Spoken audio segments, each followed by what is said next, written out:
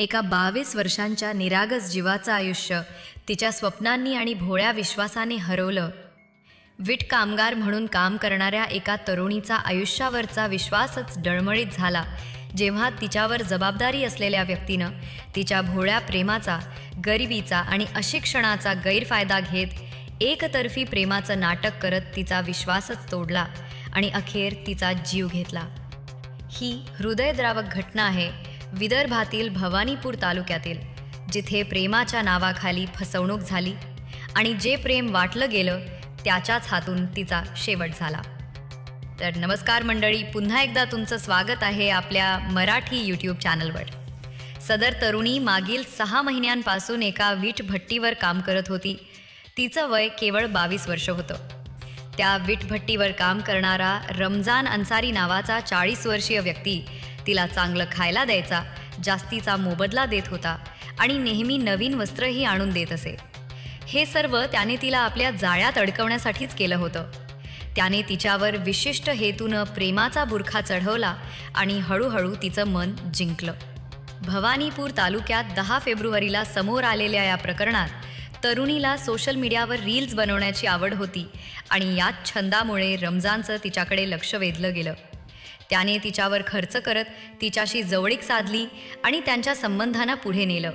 4 महिन्यांपर्यंत त्यांच्या शारीरिक संबंधांचं वास्तव उघड झालं. या दरम्यान ती गर्भवती राहिली याची तिला कल्पना नव्हती. जेव्हा त्रास जाणवू लागले तेव्हा डॉक्टरांकडे गेल्यानंतर समजलं की ती 3 महिन्यांची गरोदर आहे. हे समजल्यावर तिनं रमजानला ही गोष्ट सांगितली. त्याने सुरुवातीला आधार देण्याचा दिखावा केला, पण नंतर ती त्याच्यासोबत राहण्याचा आग्रह धरू लागली तेव्हा तो टाळाटाळ करू लागला. तिच्या मनात आई होण्याची भावना रुजली होती, म्हणून तिनं गर्भ ठेवायचा निर्णय घेतला. आठवडाभर त्याचं मन वळवण्यासाठी ती प्रयत्न करत राहिली, पण रमजान सतत नकार देत राहिला. अखेर ही गोष्ट इतर कामगारांपर्यंत पोहोचली. बदनामीची भीती त्याच्या मनात ठसली आणि म्हणून त्याने एक भयंकर कट रचला. 9 फेब्रुवारीच्या रात्री त्याने तिच्याशी सौम्यपणे संवाद साधत तिला विश्वासात घेतलं आणि ती काहीच शंका न घेता त्याच्यासोबत गेली. रमजानने तिला जवळच असलेल्या एका शेतात नेलं.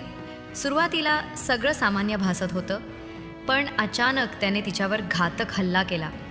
एका कापडाच्या सह्याने गळा दाबून तिचा जीव घेतला आणि नंतर पुरावे नष्ट करण्यासाठी तिचा मृतदेह पेटवला. दुसऱ्या दिवशी 10 फेब्रुवारीला सकाळी काही शेतकऱ्यांना अर्धवट जळालेल्या अवस्थेतील मृतदेह आढळला. त्यांनी लगेच पोलिसांना कळवलं. पोलीस अधीक्षक तात्काळ घटनास्थळी दाखल झाले. गावकऱ्यांच्या मदतीने ओळख पटवण्यात आली आणि वेगवेगळ्या तपास पथकांनी रमजानचा शोध सुरू केला. स्थानिक गुन्हे शाखेच्या मदतीने त्याला अटक करण्यात आली. चौकशीत त्याने कबूल केलं की ती गरोदर असल्यामुळे सतत त्याच्यावर लग्नाचा आग्रह करत होती, म्हणून त्याने तीव्र टोकाचं पाऊल उचललं. ही घटना केवळ एका निष्पाप जीवाचा अंत नाही, तर त्या विश्वासाचा संपूर्ण संहार आहे, जिथे प्रेमाच्या नावाखाली फसवणूक केली गेली आणि अखेर एक आयुष्य संपवण्यात आलं. समाजाने यामधून शिकण्याची गरज आहे. प्रेम म्हणजे विश्वास, पण जर तोच विश्वास फसवणुकीचं रूप घेतो तर त्याचे परिणाम जीव घेणे ठरू शकतात. गरिबी, अशिक्षा आणि भोळेपणाचा गैरफायदा घेणाऱ्या व्यक्तींविरोधात समाजानं जागरूक राहावं लागेल. प्रत्येक तरुणीला सुरक्षित, सन्मानित आयुष्य जगण्याचा हक्क आहे. आपलं कर्तव्य आहे की आपण अशा गुन्हेगारांविरोधात उभं राहावं, कारण अशा घटनांवर वेळीच आळा घातला नाही तर उद्या आपल्या घरातील कोणीतरी त्याचा बळी ठरू शकतो. म्हणून सजग राहा, सुरक्षित राहा, कारण गुन्हेगारी कधीही झोपत नाही.